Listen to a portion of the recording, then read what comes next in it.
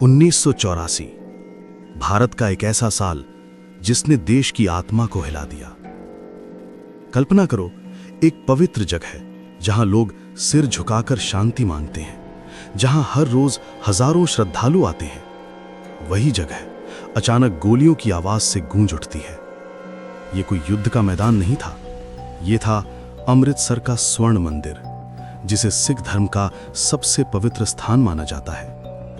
लेकिन जून 1984 में यहीं शुरू हुआ एक ऐसा सैन्य ऑपरेशन जिसे आज भी भारत के इतिहास का सबसे विवादित अध्याय माना जाता है, और इस ऑपरेशन का नाम था ऑपरेशन ब्लू स्टार।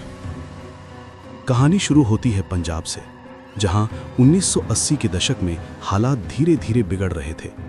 कुछ समूह एक अलग देश खालिस्तान की मांग कर रहे थे, और इन आंदोलनों के बीच एक नाम तेजी से उभर रहा था, जरनैल सिंह भिंडरानवाले। भिंडरानवाले एक धार्मिक नेता, लेकिन धीरे धीरे वो एक राजनीतिक और उग्र चेहरा बन गए। उनके समर्थकों पर आरोप था कि वे हिंसा और आतंक का रास्ता अपना रहे थे, और हालात इतने बिगड़ गए कि पंजाब में कानून व्यवस्था लगभग टूटने लगी। धीरे धीरे भिंडरानवाले और उनके समर्थकों ने स्वर्ण मंदिर परिसर के अंदर ही अपना ठिकाना बना लिया। उन्होंने वहां हथियार जमा किए और मंदिर के कुछ हिस्सों को किले की तरह मजबूत बना दिया। सरकार के लिए स्थिति बेहद गंभीर थी, क्योंकि ये सिर्फ एक सुरक्षा समस्या नहीं थी, ये एक धार्मिक और भावनात्मक मुद्दा भी बन चुका था। दिल्ली में बैठी सरकार, प्रधानमंत्री इंदिरा गांधी के सामने एक कठिन फैसला था। अगर कुछ नहीं किया जाता तो हालात और बिगड़ सकते थे, और अगर कार्रवाई की जाती तो एक पवित्र स्थान पर सेना भेजनी पड़ती। कई कोशिशें हुई, बातचीत की कोशिशें भी हुई, लेकिन कोई समाधान नहीं निकला। और फिर सरकार ने फैसला लिया। 1 जून 1984 भारतीय सेना ने अमृतसर को घेर लिया। कर्फ्यू लगा दिया गया, फोन लाइनें काट दी गईं, और पूरे शहर को दुनिया से लगभग अलग कर दिया गया। उस समय हजारों श्रद्धालु स्वर्ण मंदिर के अंदर मौजूद थे, क्योंकि वो दिन एक धार्मिक पर्व का समय था। किसी को अंदाजा नहीं था कि अगले कुछ दिन इतिहास बन जाएंगे। 4 जून पहली गोलियों की आवाज गूंजी। सेना और मंदिर के अंदर मौजूद हथियारबंद लोगों के बीच भारी गोलीबारी शुरू हो गई। धीरे धीरे ये टकराव एक भयानक लड़ाई में बदल गया। 5 और 6 जून की रात सबसे खतरनाक पल आया। सेना ने पूरे बल के साथ हमला किया। टैंकों और भारी हथियारों का इस्तेमाल किया गया। गोलियों की आवाज, धुएं का गुबार और हर तरफ अफरा तफरी। स्वर्ण मंदिर परिसर एक युद्ध क्षेत्र में बदल चुका था। सबसे ज्यादा नुकसान हुआ अकाल तख्त को, जो सिख धर्म की सबसे महत्वपूर्ण इमारतों में से एक है।